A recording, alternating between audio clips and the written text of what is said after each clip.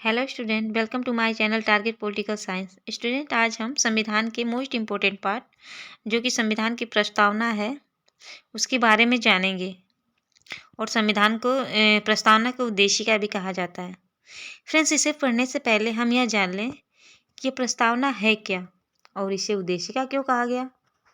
Friends, 13 दिसंबर 1946 को पंडित जवाहरलाल नेहरू द्वारा संविधान सभा को एक प्रस्ताव पत्र पेश किया गया, ठीक, जिसमें संविधान के अधिकार के स्रोत कौन है और संविधान की प्रकृति क्या है और संविधान के निर्माण के उद्देश्य क्या है, इसके बारे में बतलाया गया था।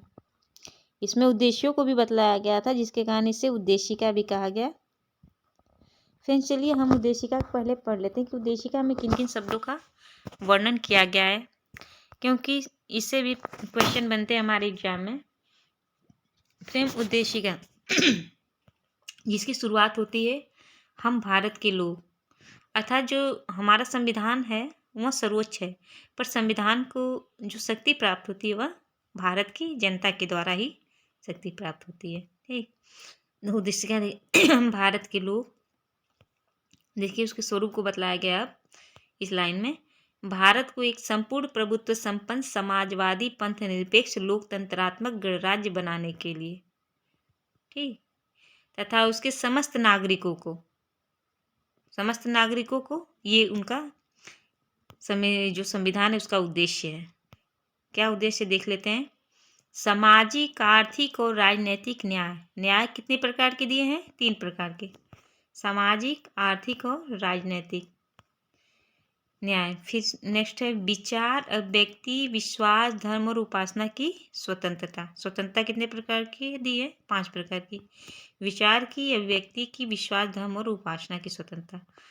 प्रतिष्ठा और अवसर की समता प्राप्त कराने के लिए तथा उन सब में व्यक्ति की गरिमा और राष्ट्र की एकता और अखंडता सुनिश्चित करने वाली बंधुता बढ़ाने के लिए दृढ़ संकल्प होकर अपने इस संविधान सभा में आज तारीख 26 नवंबर 1949 ईस्वी मिति मार्क्सिस्ट शुक्ला सप्तमी संवत 2006 विक्रमी को द्वारा इस संविधान को अंगीकृत, नियमित और आत्मार्पित करते हैं।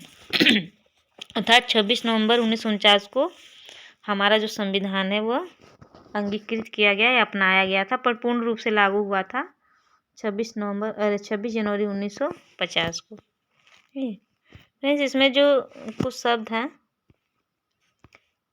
जिसे इन्हें संशोधन द्वारा जोड़ा गया था 42वें संविधान संशोधन अधिनियम द्वारा, जो 1976 में हुआ था। इसमें समाजवादी जो है, पंथ निरपेक्ष और एक शब्द है अखंडता। ये जो राष्ट्रीय एकता और अखंडता जो शब्द है, ये हमने तीनों शब्द जो हैं, जैसे देखिए अखंडता और इसके बाद है समाजवादी और पंथ निरपेक्ष, ये तीनों शब्द हमने 1976 में 42वें संविधान संशोधन द्वारा जोड़ा था, ठीक। इसके बाद हम देख लेते हैं आगे। चलिए हम संविधान की प्रस्तावना को अब विस्तृत रूप से देख लेते हैं। संविधान की प्रस्तावना, प्रियम्बल ऑफ द कॉन्स्टिट्यूशन। प्रस्तावना जो शब्द है वह सर्वप्रथम अमेरिकी संविधान में अपनाया गया था और हमने जो लिया है अमेरिकी संविधान से ही प्रस्तावना को हमने भी अपनाया है। लेकिन प्रस्तावना की जो भाषा है वह हमने ऑस्ट्रेलिया से ली है। स्टूडेंट, यहाँ पे देखिए कंफ्यूज मत होइएगा, प्रस्तावना जो हमने लिया है वह तो हमने अमेरिकी संविधान से लिया है, बट जो प्रस्तावना की भाषा है वह हमने ऑस्ट्रेलिया से लिया है, ठीक। नेक्स्ट, जवाहरलाल नेहरू ने 13 दिसंबर 1946 को प्रस्ताव जो था वह संविधान में पेश किया संविधान सभा को, और 22 जनवरी 1947 को संविधान सभा द्वारा इसे अपना गया। देखिए पेश कब किया था जवाहरलाल नेहरू ने? तो 13 दिसंबर 1946 को, और इसे अपनाया कब गया संविधान सभा द्वारा? 22 जनवरी 1947 को, ठीक। कुछ विद्वानों के बतानुसार उद्देशिका क्या है उसके बारे में बतलाया गया है। चलिए देख लेते हैं। कुछ विद्वान हैं जो यह बतलाते हैं कि उद्देशिका को क्या मानते हैं, ठीक। पहले जो विचारक हैं वह यह पालकी वाला है, जो क्या मानते हैं उद्देशिका को कि जो प्रस्तावना है वह संविधान का परिचय पत्र है। अर्थात अगर हम संविधान को न भी पढ़े हों, अगर हमने प्रस्तावना पढ़ लिया तो संविधान है क्या उसके बारे में उसका पूरा परिचय हमें प्राप्त हो जाएगा। इसीलिए पालकी वाला ने क्या कहा है प्रस्तावना को, संविधान का परिचय पत्र। स्टूडेंट प से पालकी वाला, प से परिचय पत्र, इस ऐसे हम याद अगर कर लेंगे तो शायद ये हमें ना भूलें। प से परिचय पत्र, प से पालकी वाला। क्वेश्चन क्योंकि पूछ लिए जाते हैं किसने क्या कहा है। के एम मुंशी कन्हैयालाल मणिकलाल मुंशी जो थे उन्होंने कहा प्रस्तावना कहा है कि लोकतांत्रिक गणराज्य का भविष्य फल जन्म कुंडली या जन्म पत्री भी कहा है। ठीक, ये जो हमारी प्रस्तावना है वो क्या है, जो लोकतांत्रिक गणराज्य है उसका भविष्य फल क्या होगा, उसकी जन्म कुंडली क्या होगी, उसके बारे में बतलाता है। ठीक, नेक्स्ट जो विचारक हैं वो अर्नेस्ट बारकर। बारकर ने कहा है कि संविधान जो प्रस्तावना है वह संविधान का क्या है, कुंजी नोट है। वह जो संविधान रूपी ताला है उसकी कुंजी क्या है, तो वह है प्रस्तावना। प्रस्तावना से हमें संविधान में क्या वर्णित है उसका पता चल जाता है। नेक्स्ट है ठाकुरदास भार्गव। इन्होंने कहा है कि जो प्रस्तावना है वह संविधान की आत्मा है। ठीक, संविधान की आत्मा कहा है प्रस्तावना को किसने, ठाकुरदास भार्गव ने। स्टूडेंट यहाँ एक और क्वेश्चन बनता है, जैसे भीमराव BR अम्बेडकर जी हैं, उन्होंने संविधान की आत्मा कहा है संवैधानिक उपचारों के अधिकार अनुच्छेद 32 को, और जो ठाकुरदास भार्गव जी ने उन्होंने संविधान की आत्मा कहा है प्रस्तावना को। अगर स्टूडेंट अगर क्वेश्चन पूछा जाता है कि संविधान की आत्मा किसे कहा गया है, तो वहाँ होगा प्रस्तावना। अगर वही क्वेश्चन ये पूछा जाता है कि BR अम्बेडकर ने संविधान की आत्मा किसे कहा है, तो वहाँ होगा अनुच्छेद 32। ठीक, यहाँ कन्फ्यूज मत होइएगा। फिर नेक्स्ट जो विचारक हैं वह सरललादी कृष्णास्वामी अय्यर। इन्होंने कहा है कि जो प्रस्तावना है वह हमारे दीर्घकालिक सपनों का विचार है। ठीक, मतलब जो संविधान में हमारे जो दीर्घकालिक जो वर्णन है संविधान, जिस संविधान द्वारा जो हम आगे उसका निर्वहन किया जाएगा, जो उसके विचार दिए गए हैं वह दीर्घकालिक है। ठीक, उसका जो वर्णन है वह प्रस्तावना में दिया जाता है। नेक्स्ट है सुभाष कश्यप। उन्होंने कहा है संविधान शरीर है तो प्रस्तावना उसकी आत्मा। प्रस्तावना आधारशिला है तो संविधान उस पर खड़ी अट्टालिका। ठीक, संविधान और प्रस्तावना के बारे में सुभाष कश्यप जी क्या कहते हैं, संविधान शरीर है तो प्रस्तावना क्या है, उसकी आत्मा है। और जो प्रस्तावना आधारशिला यानी प्रस्तावना नींव है तो संविधान क्या है, उस पर खड़ी अट्टालिका है, अर्थात एक इमारत है। BR अम्बेडकर जी ने, देखिए वही आगे बात जो हमने कहा था, संवैधानिक उपचारों के अधिकार को यानी आर्टिकल 32 को संविधान की आत्मा कहा है। विभिन्न मतों के आधार पर हम यह कह सकते हैं कि प्रस्तावना जो है वह पूरे संविधान का एक प्रतिबिंब प्रस्तुत करती है मात्र चंद लाइनों के माध्यम से। चलिए आगे देखते हैं। प्रस्तावना के जो वर्णित मुख्य शब्द हैं प्रस्तावना में, पहला जो शब्द है संप्रभुता। संप्रभुता का अर्थ क्या है जी, संप्रभुता का अर्थ है कि भारत जो है वह अपने आंतरिक और बाह्य फैसले लेने के लिए पूर्ण रूप से स्वतंत्र है। भारत न तो किसी अन्य देश पर निर्भर है और ना ही किसी अन्य देश का डोमिनियन है, अर्थात ना ही किसी देश का उपनिवेश है। वह स्वतंत्र है अपने आंतरिक मामले में और बाह्य मामले में, वो जो चाहे फैसला ले सकता है, इस पर किसी और देश का कोई दबाव नहीं होगा। नेक्स्ट है समाजवादी। यह शब्द जो हमने लिया था वह 42वें संविधान संशोधन 1976 द्वारा अपने संविधान में जोड़ा था प्रस्तावना में। हालांकि समाजवादी जो शब्द है वह तो उसके लक्षण जो थे नीति निर्देशक तत्वों में मौजूद थे, बट जो प्रस्तावना में जोड़ा गया वह 1976 द्वारा 42वें संविधान संशोधन में जोड़ा गया। भारतीय समाजवाद जो है वह लोकतांत्रिक समाजवाद है, ना कि साम्यवादी समाजवाद। साम्यवादी समाजवाद का अर्थ होता है राज्य आश्रित समाजवाद, अर्थात उसके समाज में जो भी उत्पादन या वितरण की प्रक्रिया है या साधन है सब पे क्या होता है, राज्य का आश्रित होता है, राष्ट्रीयकरण होता है, राज्य आश्रित होता है। ठीक, उस पर जो राष्ट्र का राष्ट्रीयकरण होता है और निजी संपत्ति का उन्मूलन शामिल होता है। जो साम्यवादी समाजवाद है, जो लोकतांत्रिक समाजवाद है, उसमें सार्वजनिक और निजी क्षेत्र जो होते हैं साथ साथ ही मौजूद रहते हैं। ठीक, कोई किसी को उनकी कोई किसी का उन्मूलन नहीं करेगा। इसमें लोकतांत्रिक में मिश्रित समाजवाद होता है। जो हमारी जो व्यवस्था होती है वो आर्थिक व्यवस्था जो होती है मिश्रित होती है लोग। और धर्मनिरपेक्ष नेक्स्ट जो धर्मनिरपेक्ष है शब्द है, इसे जो हमने जोड़ा था वो भी 42वें संविधान संशोधन 1976 में जोड़ा गया था। जो धर्मनिरपेक्ष का जो अर्थ है वह है हमारे देश में सभी धर्म जो है वह समान है।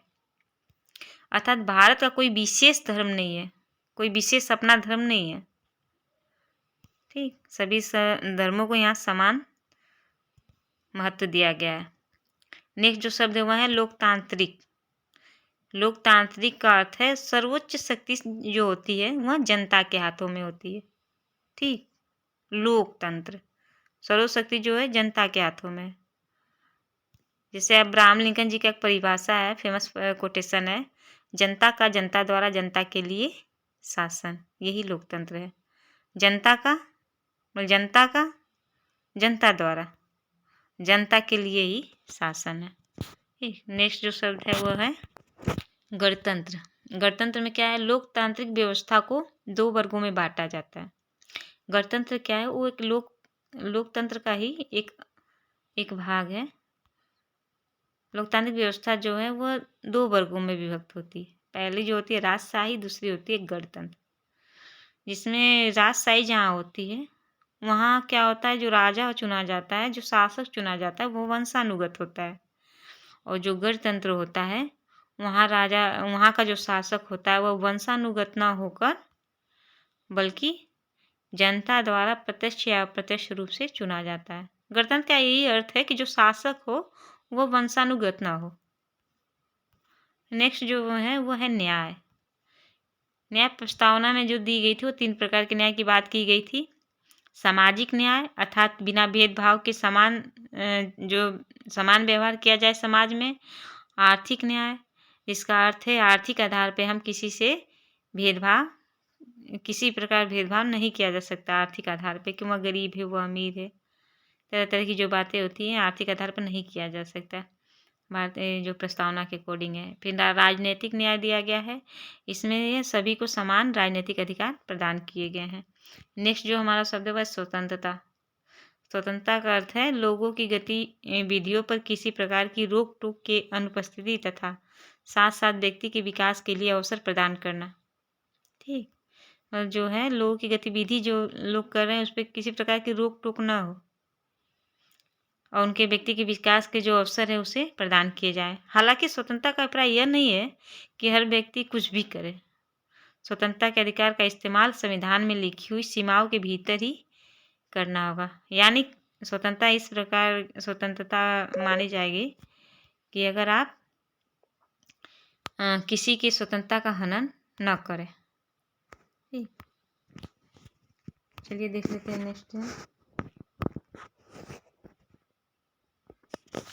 नेक्स्ट है समता। समता में समाज में किसी भी वर्ग के लिए विशेषाधिकार की अनुपस्थिति और बिना किसी भेदभाव के हर व्यक्ति को समान अवसर प्रदान करने का जो उपबंध है वह है समता। नेक्स्ट है बंधुत्व। बंधुत्व का अर्थ है भाईचारे की भावना। संविधान की जो एकल नागरिकता है वह एक तंत्र के माध्यम से भाईचारे की भावना को प्रोत्साहित करती है। नेक्स्ट है अखंडता। 42वें संविधान संशोधन द्वारा इसे 1976 में जोड़ा गया था अखंडता को। और भारत के अनुच्छेद 1 में भारत को क्या कहा गया, तो राज्यों का संघ कहा गया है। इसका उद्देश्य है कि राष्ट्रीय अखंडता के लिए बाधक सांप्रदायिकता, क्षेत्रवाद, जातिवाद, भाषावाद इत्यादि जैसे बाधाओं पर पार पाना है। ठीक, इस चीज़ की बाधाओं से पार पाना है, मतलब ऐसी बाधा हमारे अखंडता को बाधित नहीं कर सकती। नेक्स्ट प्रस्तावना से संबंधित कुछ वाद हैं। देखिए, पहला जो वाद है बेरूबारी संघ मामला था जो 1960 में हुआ था, जिसमें उच्चतम न्यायालय ने प्रस्तावना को कहा था कि यह जो है वह संविधान का भाग नहीं है। ठीक, इसमें यह माना था कि जो प्रस्तावना है वह संविधान का भाग नहीं है। और नेक्स्ट जो वाद हुआ था वह था 1973 का जो केशवानंद बनाम केरल राज्य का वाद था 1973 में हुआ था। इसमें उच्चतम न्यायालय ने यह जो पूर्व व्याख्या की थी कि प्रस्तावना संविधान का भाग नहीं है, उसे अस्वीकार कर दिया और यहाँ यह माना कि जो प्रस्तावना है वह संविधान का ही एक भाग है। ठीक। और इसमें मूल ढांचे की बात की गई थी केशवानंद भारती में कि मूल ढांचे में किसी प्रकार का परिवर्तन नहीं किया जाएगा। ठीक। संविधान में प्रस्तावना को अंत में शामिल किया गया था, जिसका कारण था कि सभा द्वारा इसे स्वीकार पहले किया गया, उसके बाद इसे शामिल किया गया। और संविधान से एक क्वेश्चन बनता है कि उद्देशिका की प्रकृति न्याय योग्य है अथवा नहीं।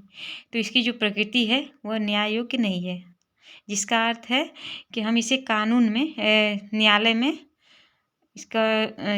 इसके लिए हम नहीं कर सकते।